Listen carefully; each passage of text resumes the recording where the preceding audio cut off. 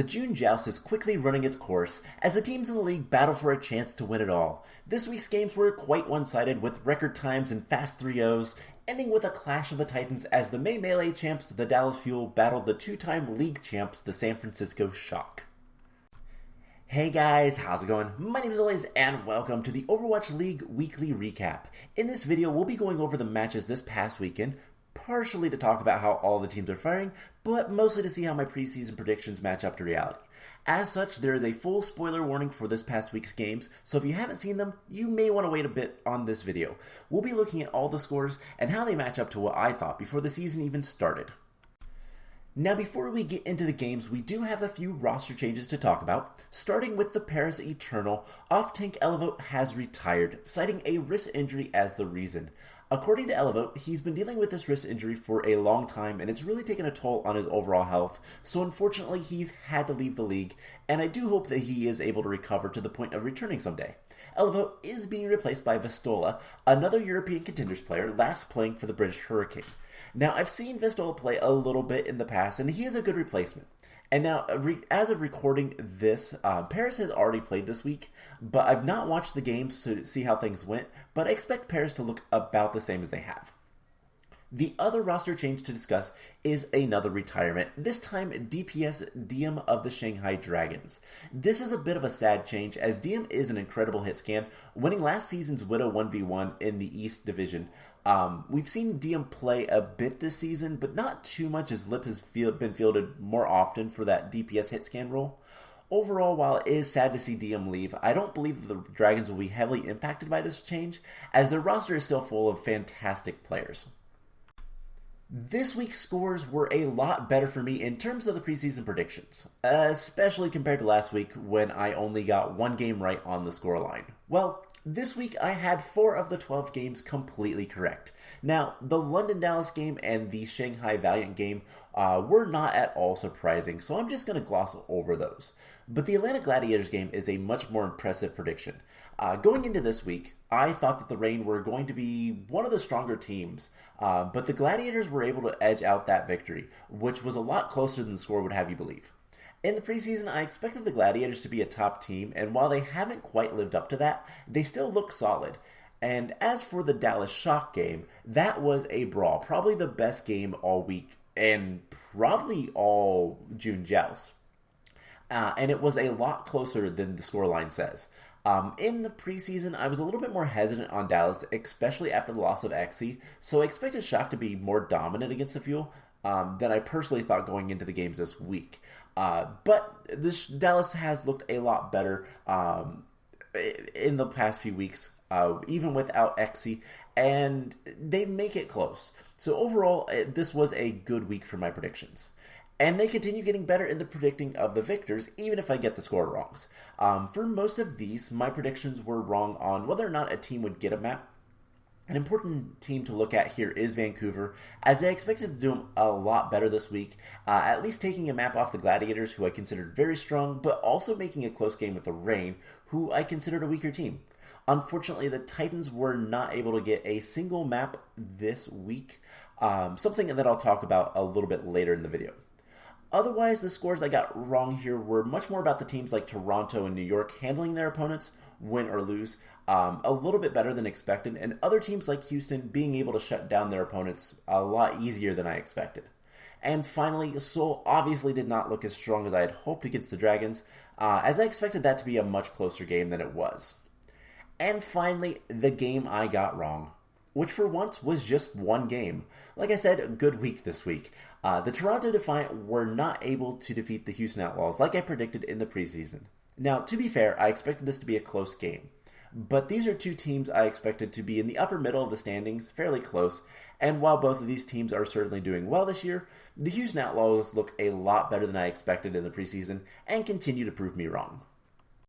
Moving on to talk about the individual teams, starting in the East Division, we saw the first look from both the LA Valiant and the Seoul Dynasty this week, and I have to say, I'm disappointed.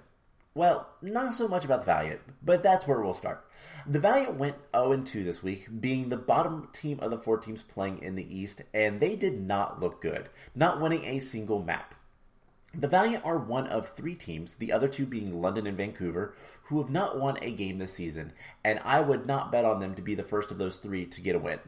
Now, let's start with the good. Molaran continues to be a highlight on this team at DPS, playing well overall, but a shining point we saw this past weekend was Wuya, whose Ana looks fantastic, building some of the fastest nanos in the lobby. Now, that's unfortunate, as the Valiant look best in the neutral fights, but when the ults start coming out, they crumble. Main tank Silver 3 looks horribly outclassed, and overall the Valiant pour ults into fights that they've already lost, and this is not a team capable of turning lopsided fights. I think a lot of this screams problems with communications and trust in the teammates, problems that we've seen from past teams with very poor records, like Season 1 Shanghai and Florida. These are problems that are fixable, but unfortunately that trust is really hard to build when you're losing. And I don't think losing is going to end anytime soon, if at all this season. Now, moving on to the 2 teams with a 1-1 record this week, the New York Excelsior and the Seoul Dynasty. Now let's start with a team I have more positive things to say about, the NYXL. New York is a team that has struggled this season, and being a mostly rookie team, it's not unexpected. However, in the last 2 weeks, they have looked a lot stronger than in the May Melee, and a lot of that credit goes to Flora, who has looked so good, especially on the McCree. Jonak has also shined on the Ana, looking like the Season 1 MVP once more, and Feather on the Echo, especially when he's on the Echo, looks great. This is a team that's still going to struggle against those top teams in the East, but they look solid enough to give those teams a run for their money, potentially even stealing a win. Seoul, on the other hand, despite going 1-1 this week, do not look great. And I think a big part of this is the meta. Seoul has always been a team that I feel overthinks things. They try to get creative, and when it doesn't work, they're really slow to change back. This week we saw the return of the double main tank duo Gesture and Marvel, which is something I don't mind seeing, but mostly if they're going to play something to their strengths, like a Ballerisa comp. But instead, we saw the Gesture Roadhog return. And while Gesture is a fantastic at Roadhog, it just didn't seem to work. Tuyu is a fantastic off-tank, and it's a bit of a shame to see Marvel on the Zarya, as it's not his best role. Now, I don't want to come across like I'm being super hard on Gesture or Marvel, as I do think they're both fantastic players, but I'd like to see them play main tank roles over the off-tank roles. And while Roadhog seems to work well against New York, Seoul did not play dive at all, and I'd love to see that, as they are quite good at dive. That being said, Prophet and Fitz continue to look like top-tier players, and Creative Anna just looks fantastic. I like the creativity from Seoul. I like that they're willing to try things, especially the Junkertown Bastion defense they tried. That was fantastic. That was fun. I just like to see them more willing to switch and potentially even play dive. As some of the games they have this week, they could lose and knock them out of the June Joust. And finally, we have this Shanghai Dragons going 2-0 this past weekend. They look really good, playing mostly Orisa Diva comps. They played a little bit of Double Shield, but it was mostly the Orisa Diva. Shanghai likes to play Double Hit Scan as well, playing McCree and Soldier, and they look very strong. Now that's not to say they're unstoppable, as they did draw against the Valiant on Voskaya, but I do expect Shanghai to be a top team in this tournament. Void continues to look great, back on the Diva, getting a ridiculous number of remake kills, and the DPS, like I said, continue to shine. This is a clutch team, and clutch teams are difficult to defeat. Now, before we head into the West Division, I want to quickly talk about the June Joust and who I expect to be the top 4 in the division to play in the knockouts this weekend, and who I expect to head to the finals next weekend. Now, this is difficult because I have to predict how the regular season games will go this weekend, and with Chengdu playing, that's difficult to say. However, I think it's safe to say that Valiant will not be making the cut, as I expect them to go 0-4. I also do not believe that Philly or Chengdu will be good enough, both going 1-3 by my predictions. And I expect Philly to lose to Guangzhou, but beat Valiant, and I expect Chengdu to lose both the games this weekend against Seoul and Hangzhou. And finally, I think Guangzhou will barely miss the cut, going 2-2 like New York have, but having a lower map differential, which leaves New York, Seoul, Shanghai, and Hangzhou being the top 4. And due to the rankings, I think this is going to mean that Hangzhou, New York will play, and Seoul, Shanghai will play in the knockout games. And of those, I kind of expect the Spark and the Dragons to win and go to the finals. Moving on to the West Division, and starting from the bottom, we have 3 teams going 0-2. The London Spitfire, Vancouver Titans, and the Toronto Defiant. Starting with London, this team is still looking for their first win, and my money's on this team to find that victory first over the Titans and Valiant. Despite losing both of their games without winning a map, this team is looking better each game. Now, granted, they played Dallas and Houston, 2 of the top teams in the league, and so even getting a map was going to be a challenge. Now, I've been super impressed with Hybrid, who looks great on the hit scan, as well as Shax, who has always been a good player, but looks a lot better on the Tracer Sombra, both of who are out of rotation this month. As for the tank line, Hadi has been improving quite a bit, but this weekend I was a little disappointed in Mulfig, who looked a lot more inconsistent than in previous weeks. There is good in this team, but they will still struggle to get that victory. But if you're a London fan, I think there's hope. The Vancouver Titans, on the other hand, things are looking a lot more hopeless. Again, this team has not won a game yet this season, and they look a lot weaker than London.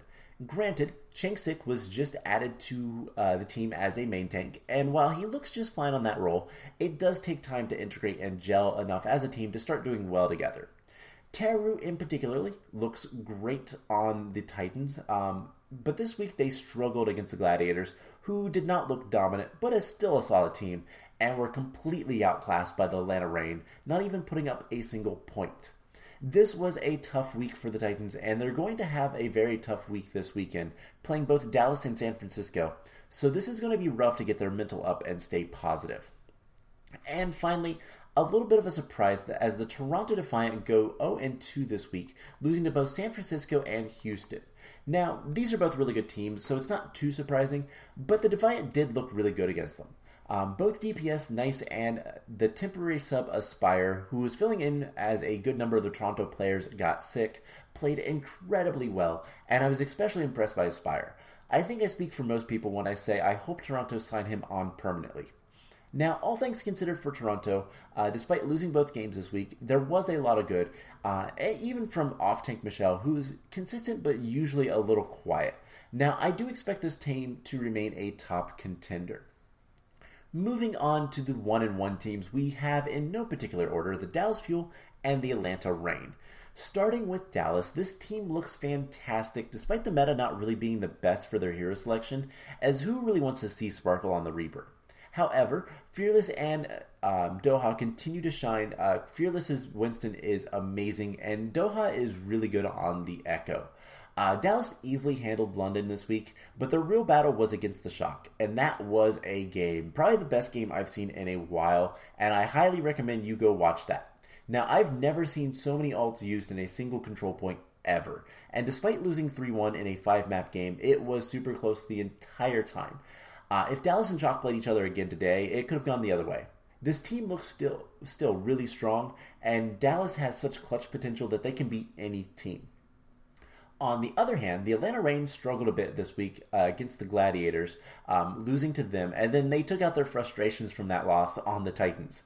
Atlanta continues to play their Risa Diva or the Double Shield exclusively, and it works well for them. Hawk is really the unsung hero on this team, and he's really good and horribly underrated. Kai and Pelican are both great on the DPS, but they can be a little bit inconsistent. Now, in this meta where Double Shield is an active meta and being played quite a bit, Kai is really struggling to pop off in hard carry, which makes Atlanta look like a solid but not really overwhelming team. Still, they look good. And finally, we had 3 teams go 2-0 this week: the Los Angeles Gladiators, the Houston Outlaws, and the San Francisco Shock. Starting with the Gladiators, this team looks good. They look solid all in all, but not dominant. The Gladiators are heavily carried by their DPS Kevster and Birdring, who have clutch potential regardless of who they're playing. Kevster's Echo is just simply fantastic, and I will continue to sing the praises of Space, who I believe is the best Western off-tank. Skewed as well. He looked really good on the brig. Very dangerous. And this team, they look consistent, but even against Vancouver, they were never really fully in control, never dominating. And if you're not dominating some of the weaker teams, it's a little concerning, as the top teams will be able to kind of run you over. And they're going to have to play the top teams if they want to win the June Joust. Next up, the Houston Outlaws continue to shine, mostly due to the DPS duo of Happy and Dante. Dante especially looks like the best Echo player in the league. He gets duplicates so fast and does so much work with them. The support line is still a weakness for this team, but that's comparing a decent support line to a top-tier DPS line. Crimzo especially looks better and better each week, so there is the potential that the support line will be a top tier as well. As for the tanks, Piggy continues to be fantastic, and Junggu looks better when playing not Rhine than he has previously. Dreamer also looks really good. So this just isn't really the meta for this team, but they're clearly handling it well. And finally, the San Francisco Shock look very good in this meta. Like a lot of the other top teams, this is heavily due to the DPS lineup.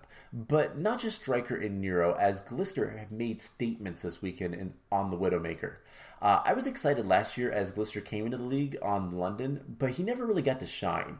Now that he's on the Shock, which was a top team already, he's really showing how good he is. And Glister is really good. That being said, Smurf and Choyobin look great on the tanks, and the supports look good when Violet isn't playing the Lucio. But this is a very aggressive Shock team, and they can and have been punished. They look great, but not unstoppable. Though this is a team that they can still pull out the clutch wins against other top teams, so this team shouldn't be underestimated. Now, finally, before we wrap up, it's time to look at the knockouts. Now, I'm running behind, and actually the games have already been played today, being Thursday. So while I didn't watch them, I know that I'm at least partially wrong, as I saw one of the scores on my predictions this week. But we're just going to roll with it, and I'm going to knowingly say things that are wrong. I made these predictions before the games this week, so that's where I'm starting off at. So right off the bat, London is already eliminated at 0-4, and expect Vancouver and Washington to join them, as I don't think the Justice will be able to win this week. Toronto is also going to be eliminated for being 1-3, and I expect Paris will join them. And finally, I expect Florida to go 2-2, which is not quite good enough to qualify. Now, for the rest of the teams making it into the knockouts, the map differential is going to be super important, and we'll probably see some tiebreakers for seeding purposes, as a lot of the teams are 3-1, or probably going to go 3-1. For ranking purposes, and I know this is already wrong, I expect Boston and Shock to be 1-2 respectively, followed by Atlanta, Dallas, Houston, and then the Gladiators. This means first round we'll have Dallas playing Houston, which I predict Dallas winning, and Atlanta playing the Gladiators, which I expect the Gladiators to win. That leaves Dallas against Boston and Gladiators against the Shock, and I'm predicting that Boston and the Shock will continue on to the finals. Now, like I said, I made these predictions before the games this week, and I already know I'm wrong, but I do expect the top 6 teams to pretty much be the same. And with that, another recap is complete. As always, thank you so much for watching, and I hope you enjoyed this. And remember to get those pick'ems in, because I know I nearly always forget. Again, this series is supposed to go up on Wednesdays, and next week is going to be another difficult one to make in time with a number of games this week, but regardless, expect the next video Wednesday or Thursday. And with that, I will see you next time. Bye!